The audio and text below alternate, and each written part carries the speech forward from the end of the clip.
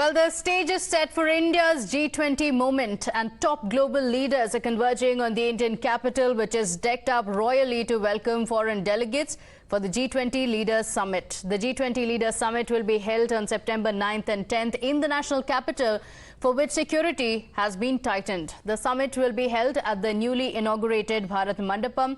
Let's go across to my colleagues to get us a ground report. Sabyasachi joining us, Aishwarya also joining us on the broadcast, as well as Kanksha on the broadcast with us. First to Sabyasachi joining us from the RBI Pavilion. Well, Sabyasachi, just hours to go, the world leaders have already started descending. There is, of course, a little bit of India all the way through, from as they arrive all the way to the venue, of course. Take us through what's expected. Well, absolutely. See, the state heads have started to arrive, and right now I'm standing at the Digital India zone which has been set up. And to talk more on this, I am being joined by the CEO of Digital India, Abhishek Singh. Sir, the digital has been one of the major agenda of Prime Minister Narendra Modi, and today we are seeing different stalls has been put out here for the foreign media to explore and also for the foreign investment to come in. So what more can you add to this, sir? See, in the last 10 years, under leadership of our Honorable Prime Minister, we have been making strides in the field of digital India and the digital transformation projects that we have implemented at population scale. We are very well known for that, whether it's the Aadhaar Identity Project or the UPI or the DigiLocker or the eSanjeevani or the CoWIN app that we built in. The whole world looks at India as somewhere with whom they can source such solutions. So when the whole world is coming for the G20, the delegates, the media personnel, the country representatives, we wanted to showcase the best of our Digital India projects in an immersive zone wherein people can not only read about it, but they can actually experience it. They could do a UPI transaction, they could do a telemedicine consultation, they could see how Aadhaar works, how face authentication works, how artificial intelligence works, how the Bhashini language technology that we have built in, the Diksha project for e-education. So we are giving a glimpse of all the projects and also letting people to actually experience them firsthand. Sir, towards this side, if you are seeing that Digital India journey, it looks very interesting, sir. If you can tell our viewers what is exactly Digital India journey all about. See, the Digital India journey, what it does is that we have integrated with the LIFE project, the Mission LIFE, in which you can actually cycle. And while you are cycling, you can get to experience, get to see about details about all Digital India stories. So there is a project that we have done.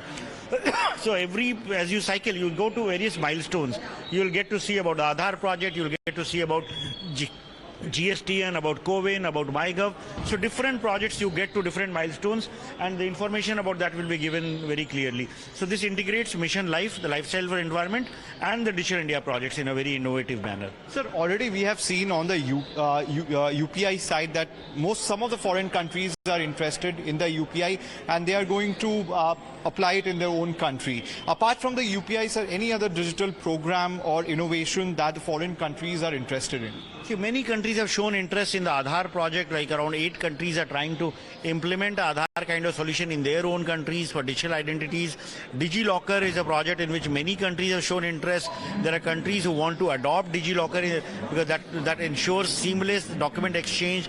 Diksha project is there in which many countries have shown interest. So almost all our digital transformation projects, which we popularly call as India Stack, are part of the digital public infrastructure repository that we are building up. And as part of the G20 DEWG meetings, consensus has come around on building a global DPI repository. And India DPI projects are going to be one of the main contributors to that global DPI repository. Sir, on the G20 app, Prime Minister himself has told all its ministers to download the G20 app as well as the foreign delegation, that it has several languages as well as it will be extremely useful.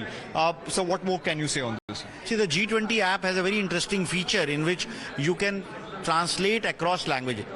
So you can speak in, say, your language. Suppose there's a Spanish delegate and you want to talk to somebody in French or you want to talk to somebody in Hindi. So he can speak in that language and that can be translated by the app in the other language. Similarly, if they're communicating to somebody who speaks only Hindi or only English, and the other person speaks only Russian. Okay. So this So inter-exchange a lot of of preparations have been made to ensure, that all the delegates who are going to be here are comfortable stay, and of course, apart from that, ensuring there is Indianness in that. Sabyasachi, stay with us. We'll continue coming back to you.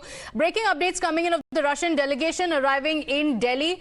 The Russian delegation has just arrived, and remember, the Russian president is not going to be here, and we have the delegation that has just arrived in the national capital. So the dignitaries have started arriving already ahead of the G20 summit that's taking place. Let's take this across to Aishwarya. Aishwarya, while, the focus is on India's G20 moment and the preparations that have been taking place, there's also another feather in the cap of India with the World Bank also talking about, just as Sabyasachi was also pointing out, the digital transformation that has taken place. But apart from that, questions are also being raised on the China as well as the Russian president not being a part of the G20 and whether that's going to cast a shadow or not. And this comes at a time when India is having its moment in glory. Well, certainly, and in a recent press conference done by the Ministry of External Affairs, several questions were asked from the official spokesperson and Foreign Secretary as well about Russia not sending its head of the nation, President, of course, Vladimir Putin, and Chinese President not coming in. But in the reply from the Ministry of External Affairs, it was clearly stated that G20 Summit is not discussing about the political issues of any country. G20 Summit is about inclusive growth and economy of different countries, how one family, one earth, Vasudhaiv Kutumbakam is the theme, and how to take the entire countries together. But certainly in the bilateral meetings, such topics will be raised. Certainly there were different countries, including the US and others, who have already raised issues on China, and there were also questions on the Russia-Ukraine war that was asked by one of the journalists. But it was clearly stated that it would depend on the country-to-country, one-on-one bilateral meetings that will take place as to what they need to ask. But India's agenda is clear. They want an inclusive growth of the entire world, and economy is something that would be the major topic of the country, which will certainly be highlighted. Tomorrow and day after would be very important 2 days, something which Prime Minister had been speaking on, because 15 bilateral meetings will be taking place with India, in which today it was very importantly Bangladesh, Mauritius and the US who will be conducting one-on-one meetings with Prime Minister. Of course, Prime Minister Narendra Modi had come out and tweeted, and a series of tweets have been put forward by Prime Minister just ahead of the G20 meeting, stating that on 9th and 10th September, India is delighted to host G20 Summit, yes. And this would be first ever G20 Summit which will be hosted by India. Prime Minister is looking forward to all of those meetings. It's a very grand moment for India, a very proud moment, like you mentioned. Let's just play out that tweet of the Prime Minister. He has just tweeted a few minutes ago, taken